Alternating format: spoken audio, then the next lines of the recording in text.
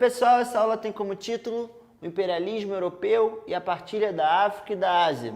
Nosso objetivo principal é entender como algumas mudanças na Europa geraram consequências importantes na Ásia e na África. Me acompanha. A gente vai começar estabelecendo um quadro geral e explicando melhor o que é o imperialismo. Primeira coisa é datar, né? A gente está falando aqui do final do século XIX, um momento que já está rolando aquilo que os historiadores chamam de Segunda Revolução Industrial. Tinha tido lá a primeira Revolução Industrial no século XVIII, que foi quando começou a haver máquinas na produção, né? Aquela Revolução Industrial que se utilizava o carvão mineral como combustível principal, enfim, aquele primeiro momento da indústria. Aqui a gente já está falando em uma segunda Revolução Industrial, com a entrada da eletricidade, da utilização do petróleo como combustível. Tudo isso fez com que no século XIX essas indústrias produzissem mais e os países que estavam passando por essas transformações buscassem novos mercados pelo mundo. Por isso é que existe uma relação direta entre essas transformações econômicas, vamos dizer assim, e a prática que os historiadores costumam chamar de imperialismo, que é quando um país, né, ele projeta seu poder sobre outras áreas, seja por meio do estabelecimento de colônias, ou como ficaria mais comum aqui no século XIX, por meio de empresas multinacionais, que vão em países distantes, abrem filiais, exploram a mão de obra, né, exploram a matéria-prima, tiram um grande lucro, mas esse lucro ele não fica no país onde a atividade econômica acontece. Ele volta para a sede, que no caso, nessa época, normalmente eram em países europeus, tá? Ou também nos Estados Unidos. Esse contexto ele é muito importante para a gente tentar entender por que é que essas potências dividiram o mapa da África e da Ásia. Tinha um interesse econômico bastante claro. Esse interesse econômico, em busca, como eu falei para vocês, de matéria-prima e de mão de obra, ele serviu como um incentivo bastante forte.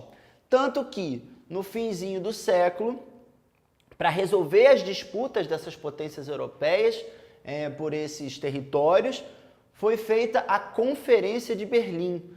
A Conferência de Berlim foi um encontro entre essas potências que estavam disputando territórios na Ásia e na África para decidir que parte ficava com quem. É muito importante a gente perceber isso, porque isso não é uma coisa que deve ser banalizada, né?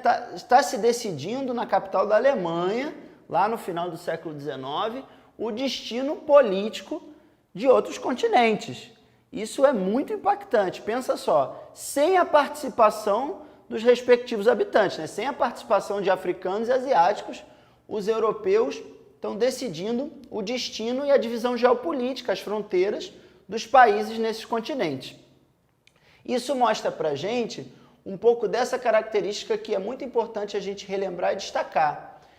Há uma sensação para os europeus de que eles eram uma civilização superior e que eles estavam fazendo nisso como uma espécie de favor, entendeu? Eles estavam entrando na casa dos outros, no continente dos outros, mudando completamente a organização, porque eles se acreditavam melhores, eles achavam que o capitalismo era uma forma de organização superior, muitos acreditavam que eles eram uma raça superior, aí você tem um racismo muito fortemente marcado ao longo do século XIX, e que a gente sabe que, infelizmente, às vezes permanece, né? E existe também, para confirmar esse intuito de colonização dos europeus, um discurso, inclusive, de alguns cientistas em prol dessa colonização, dizendo mais ou menos o seguinte, aproveitando do discurso da ciência para confirmar que não, os europeus eram superiores, então eles podiam ter esse papel de invadir e dominar.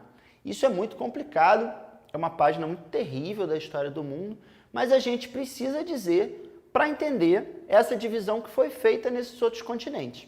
Eu trouxe aqui para vocês 2 mapas para que essa noção de partilha, de divisão, fique mais clara. Vamos de um de cada vez para ficar bem organizado.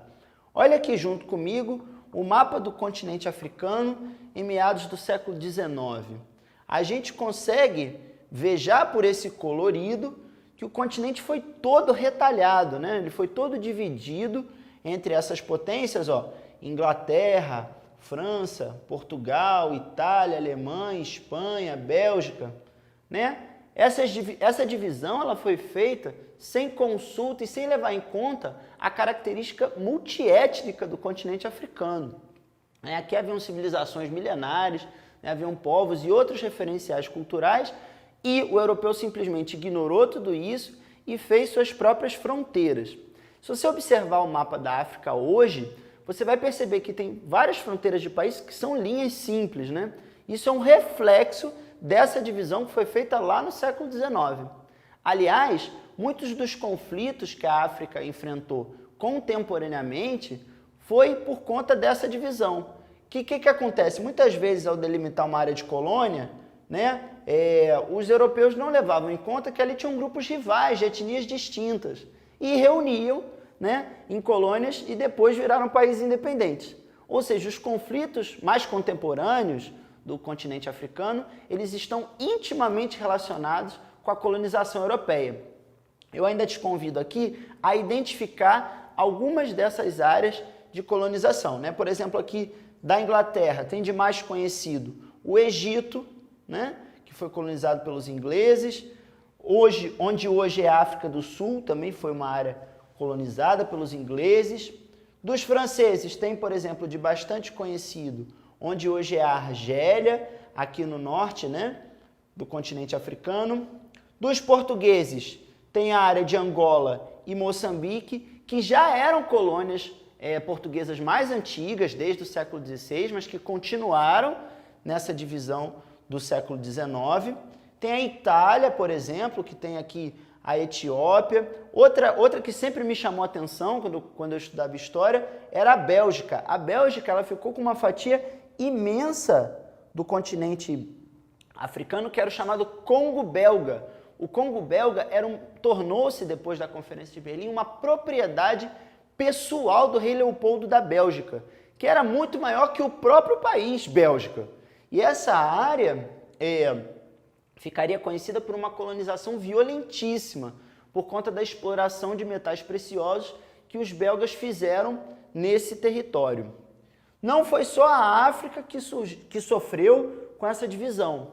Acompanha aqui comigo o mapa da Ásia, né? Está aqui o continente asiático, identificados com as letrinhas alguns dos países de acordo com a divisão atual, certo? E olha lá, todo esse colorido, territórios da França, do Reino Unido, da Holanda, de Portugal. Olha aqui algo que a gente deve prestar atenção. Dos Estados Unidos, os Estados Unidos também entram nessa divisão imperialista do mundo no final do século XIX, e há uma área também de influência do Japão. O Japão passou por um período de rápida industrialização, que ficaria conhecido como Era Meiji, e no final do século XIX e no início do século XX também entra para a disputa imperialista. Então, vamos também identificar aqui algumas colônias. Toda a área da Índia, né, onde hoje é Índia, Paquistão, foi uma área colonizada pelos ingleses, não é à toa que na Índia se fala inglês até hoje, né?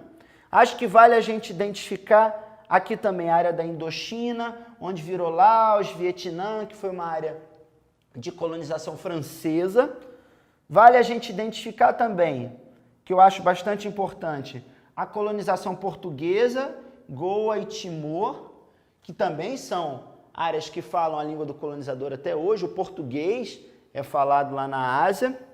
E vale a gente prestar atenção também, para encerrar, nas Filipinas, por participação dos Estados Unidos. Veja como é distante, né, do território americano, mas como isso era proporcionado pelo imperialismo. E aqui a área de interesse do Japão, certo? Então a Ásia, assim como o continente africano, também sofreu com essa divisão, com essa partilha, como a gente fala, que foi proporcionada pelo colonizador europeu, munido de um discurso de que eles eram superiores do ponto de vista da cultura e que eles estariam levando a civilização para esses lugares. A gente que estuda história sabe que, na verdade, isso era um discurso para justificar uma violenta dominação que mudou a vida e o destino de milhões de pessoas, né?